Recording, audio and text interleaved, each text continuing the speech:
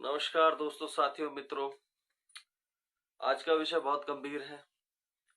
आज का विषय पुरुषों की दयनीय दशा को बताने के लिए अपने आप में पर्याप्त है। इस इपिक केस को देखने सुनने के बाद आपका कानून व्यवस्था से मन भर जाएगा। आपको पुरुषों की यथार्थ स्थिति जो है उससे अवगत हो जाओगे और अतिरिक्त कोई केस को देखने सुनने की जरूरत नहीं पड़ेगी। ये मेरा पूरा विश्वास कीजिए, आश्वासन समझिए, क्योंकि आज जो मैं आपको बताने जा रहा हूं ना, वो आपको चैन से सोने तो देगा नहीं। इतना झूठा केस आज से पहले कभी हमने नहीं देखा होगा। क्या होता है, ये किस्सा है कानपुर का। कानपुर में एक व्यक्ति है, अनुराग शुक्ला। इनकी शादी जो होती है वो जिस महिला से होती है उसके पिता का नाम है विजय कुमार तिवारी। ये विधुन के हैं और ये बिठुर का है। कानपुर का ये टोटल मामला है। कानपुर में ये व्यक्ति इस महिला से शादी करके अरेंज मैरिज करके लाता है। तो कुछ दिनों बाद पग फेरा होता है और ये जब महिला है आती है तो अपनी छोटी बहन को लेके आती है, जिसकी मात्र 7 या 8 साल उम्र है। वर्तमान में इनकी शादी 19 में हुई थी। वर्तमान में वो साड़ी जो है इसकी वो 15 वर्ष की होगी, अभी भी बालिग नहीं हुई है। तो केस क्या होता है मित्रों, जो ये विजय कुमार है ये एक लालची प्रवृत्ति का आदमी। इसका प्रोफेशन खेती बाड़ी है, जीवन में असफल व्यक्ति है। इसने एक मंशा की कि भाई ये जो लड़का है, दूल्हा है, ये अच्छे घर से है, एयरफोर्स में कार्यरत है। इससे प्रॉपर्टी की डिमांड की। प्रॉपर्टी की डिमांड यानी कि मेरी बेटी के नाम पे अपना घर मकान जो भी है कुछ ना कुछ का नाम कर दे। ये और इसके पिताजी, दूल्हा और ससुरा असहमत होते हैं और फिर वहां से चलता है इनका बुरा दौर। बुरा दौर जो आपके और हमारे बीच कभी भी आ सकता है। क्यों?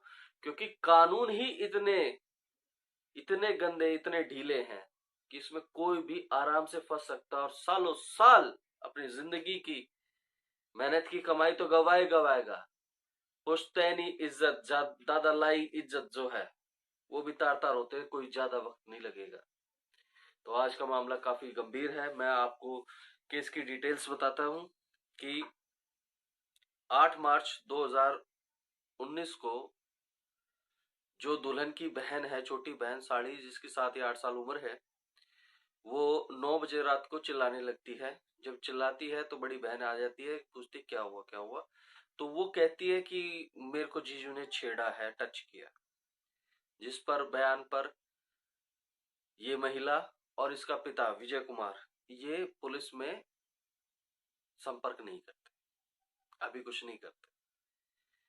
ये मार्च 8 की घटना है। ये 5 महीने उस बात को पकने देते हैं, पकने नहीं देते, बीच में ब्लैकमेल करते हैं।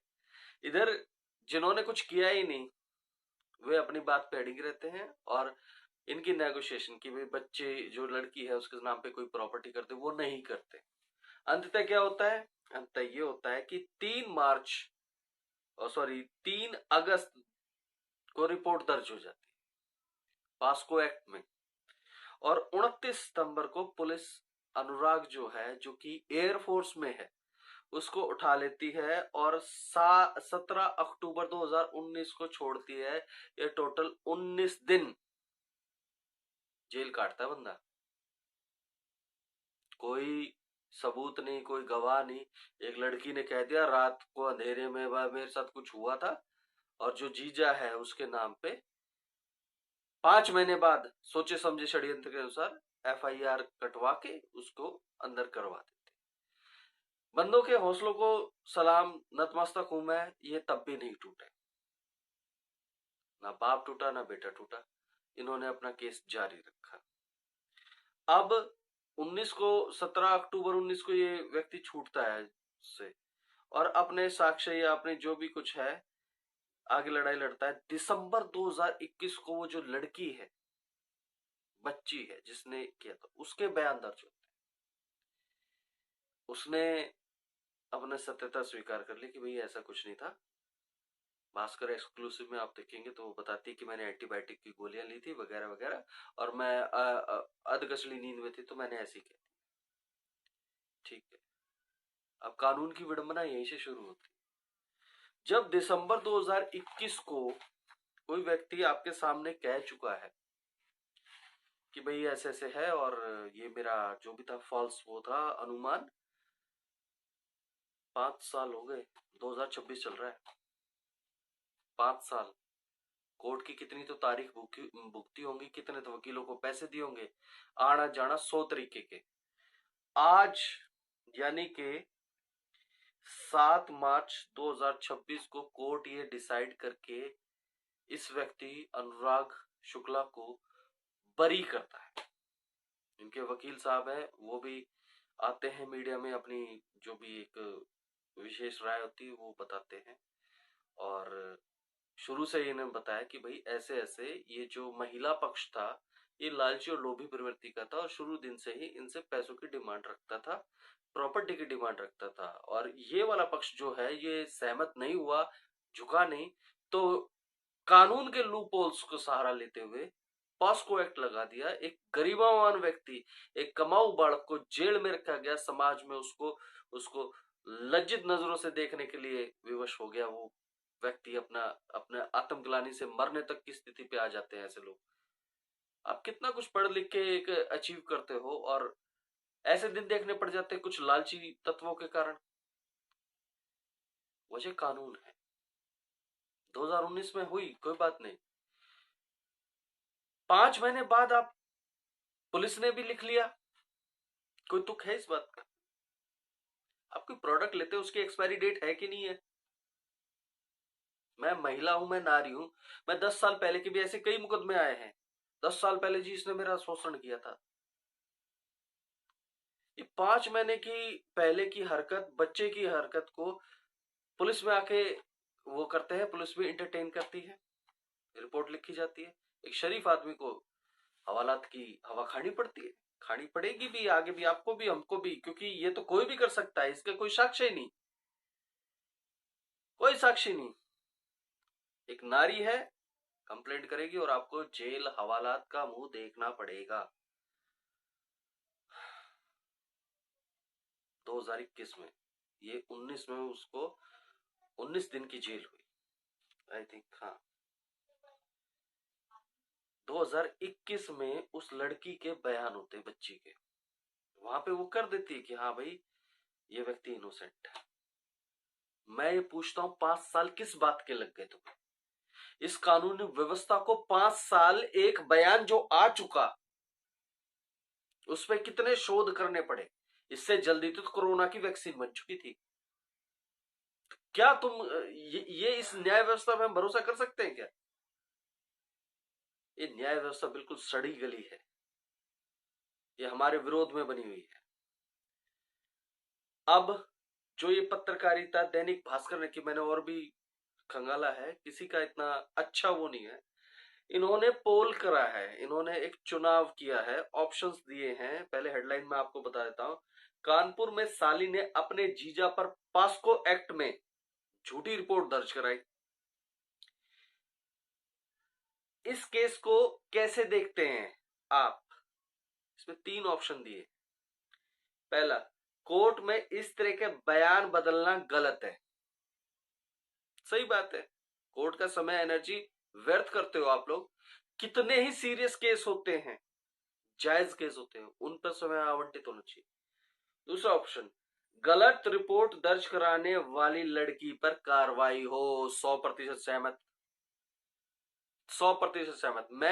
आप अपने कमेंट में बताइए, क्या ये जायज है कि कोई व्यक्ति आरोप लगा दे, आरोप सिद्ध भी ना कर पाए, और उस आरोप में कोई गवाह भी नहीं? आपको भ्रम हो जाता है, आपको सपने आते, आपको सपने आते दूसरे के, 19 दिन जेल में कट जाते हैं, इंक्रीमेंट रुक जाता है, समाज में उसका पतन हो जाता है, आपको सपने आते हैं। कोर्ट में किस बेशर्मी से आपने कह दिया ये बात? मेरे समक्ष कितने ही पुरुषों की ये व्यथा है, न जाने कितने केस ऐसे ही आपके टेंशन पाने को बेकरार हैं, इंतजार है। लेकिन कानून इतना घटिया आप और हम लाचार हैं इनके आगे। तीसरा ऑप्शन है थोड़ा ठीक है, सरकार को सख्त कानून बनाना चाहिए। अरे भाई, सख्त कानून पुरुषों के ही खिलाफ बनते हैं ना, यही तो दिक्कत है। पॉस्को एक्ट आया, उठा लो पुरुष को। कोई भी नारी कभी भी कह देगी कि इसने मेरे को ऐसे देखा, आओ अंदर करो। पुरुषों की हक की बात, ये तीन ऑप्शन के अलावा चौथा ऑप्शन मैं आपको देता हूं। पुरुष आयोग होना चाहिए कि नहीं होना चाहिए? एक पति पत्नी है, हमारे सनातन धर्म में दोनों को बराबर का उत्तराधिकारी माना गया है, दोनों को समक्ष वैल्यू इंपॉर्टेंस दी गई। इस कानून व्यवस्था में अगर पुरुष मर जाए स्त्री से पहले, तो स्त्री को विधवा और अबला नारी माना जाता है, उसको पेंशन मिलती है। पुरुष को मिलती है क्या? नहीं मिलती। क्या ये समान अधिकार हो गया? संविधान ये आपको फैसिलिटेट करता है? नहीं, ये अन्यायपूर्ण रवैया है। मैं इसका क्रिटिसिज्म करता हूं, आपको भी करना चाहिए, और पुरुष आयोग होना चाहिए। बहुत बार एक एसडीएम का केस भी बहुत चला था, पुरुष उसकी पढ़ाई स्पॉन्सर करता है, वो कुछ अधिकारी बन जाती है, बनने के बाद वो पुरुष को पलट के कुछ भी नहीं, उसको तलाक भी नहीं देती, और वो सो अलग है। लेकिन एक बात जायज सी ये बात है, दोनों में से एक को अगर सरकारी नौकरी मिल जाती है, जीवन यापन का एक अच्छा रोजगार साधन मिल जाता है, और दोनों सेपरेट होना चाहते हैं, तो ये सिर्फ भार पुरुष पे ही क्यों कि वो स्त्री का बोझ उठाएगा? स्त्री पे भी तो होना चाहिए ना, समान अधिकार है ना। समान अधिकार कह के नौकरियों में तो तुमने अधिकार दे दिया सरकारों, इसकी जवाबदेही कौन उठेगा? क्या कोई पुरुष बेरोजगार है, स्त्री को जॉब मिल गई, स्त्री उससे हटना चाहती है, स्त्री का चाहिए मैं एक्स्ट्रा मैरिटल अफेयर या कुछ भी नहीं भी कहूं, तो इस पुरुष के साथ अन्यायपूर्ण कानून की दुर्भावना क्यों है? इसको भी तो पेंशन का हक मिलना चाहिए ना। आप लोग साइलेंट रहते हैं, सरकारों को कोई ज्यादा सरोकार है नहीं, मरता है कॉमन आदमी। ये जो अनुराग शुक्ला है, इसकी व्यथा का कौन जिम्मेदार होगा? एक कानून व्यवस्था ने बयान का टाइम आया, हालांकि वो भी 2019 का दिसंबर 2021 में लड़की ने बयान दिया है। मैं ये पूछता हूं 5 साल किस बात के लग गए कानून व्यवस्था को ये जांचने के बाद कि ये लड़की कह रही कि मैंने झूठा इनके ऊपर वो किया था। 5 साल बाद वो व्यक्ति अपनी व्यथा बताता है कि मैं सामाजिक रूप से पतन हो चुका है, लोग इज्जत से नहीं देखते, हमारी सारी इज्जत जा चुकी है। कौन सा कानून उसकी इज्जत को वापस लाके देगा? हुँ? उसकी इंक्रीमेंट रुक गई, उसका आर्थिक नुकसान हुआ, उसका मानसिक शोषण हुआ, कौन जिम्मेदारी लेगा इसकी? आप और हम। मेरे विचारों में पुरुष आयोग होना आज के समय की जरूरत है। बाकी लोकतंत्र है, जब जैसे आप लोग साथ देंगे वैसा ही कानून बनेगा और कानून दुरुस्त भी होगा। मैं अपने शब्दों को विराम देता हूं। जय गौ माता की।